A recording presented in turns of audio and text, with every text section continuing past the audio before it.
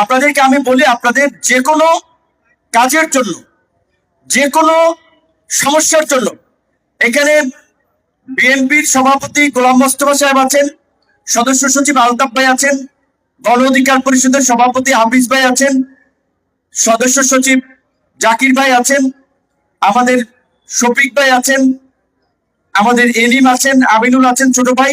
এদের সাথে যোগাযোগ করবেন, গলাচিপার লোকেরা। 10 মিনিটে এইভাবে আমরা প্রতিনিধি ঠিক করে দিয়েছি। আলতাফ চেয়ারম্যান আছেন, ওখানে বিএনপি গণ অধিকার পরিষদের উপজেলার সভাপতি সেক্রেটারি আছেন, মিজান ভাই আছেন, কালাম ভাই আছেন, ওনাদের সাথে যোগাযোগ করবেন। আমার কাছে অনেকে ধরেন সরাসরি কাগজ দিয়ে যায় যে নিজেদের পারিবারিক ঝামেলা, চাচা ভাতিজা মারামারি, কেসটা পুলিশকে নিতে বলেন। এখন আপনারা বলেন, আপনাদের পারিবারিক ঝামেলার মধ্যে যদি আমি ঢুকে পড়ি, এইটা তো আপনারাও ভালোভাবে নিবেন না, এবং মানুষের কাছে তো ভালো মেসেজ যায় না যে এমপি সাহেব যে মামলা নেওয়া হয়েছে কিংবা আমার ছেলে মাইর খেয়েছে, তার বিচারটা ঠিকঠাক মতো করলো না। তা আমি আপনাদেরকে বিনয়ের সাথে অনুরোধ করব, আপনাদের পারিবারিক ঝামেলার মধ্যে এমপি সাহেবকে জড়াবেন না।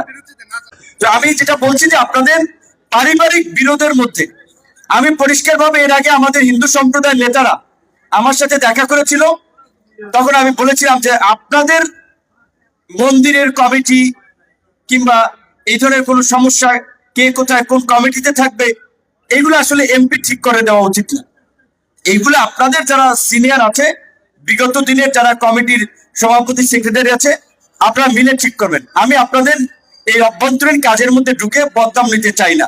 তা আমি যেটি বলছিলাম, এটা আপনারা নিশ্চয়ই আমার সাথে একমত হবেন। বাংলাদেশের এই 50 বছরের ইতিহাসে বা বাংলাদেশে আজকে এই যে 13টি সংসদ নির্বাচন হয়েছে, আমার মনে হয় বিগত নির্বাচনগুলোর তুলনা করলে এই ত্রয়োদশ সংসদ নির্বাচন হচ্ছে গলাচিপা 10 দিনের ইতিহাসে সবচেয়ে স্মরণীয় নির্বাচন, যেই নির্বাচনের পরে কোনো মানুষ একটা সহিংসতার শিকার হয় নাই, হানাহানি মারামারি প্রতিহিংসার শিকার হয় নাই। এবং এটা শুধু এই গলাচিপা 10 দিনের নয়, এইবার বাংলাদেশের অনেক জায়গায় আমরা দেখেছি নির্বাচনের পূর্বে এবং পরে যে সংঘাত সহিংসতা হয়ে থাকে, এইবার ওইভাবে বাংলাদেশের কোথাও সেরকমের সংঘাত সহিংসতা হয় নাই। এটা সরকারি দলের দায়িত্বশীলতার পরিচয়, সরকারি দলের নেতাদের দায়িত্বশীলতার পরিচয়। এটা তারেক রহমানের নেতৃত্ব।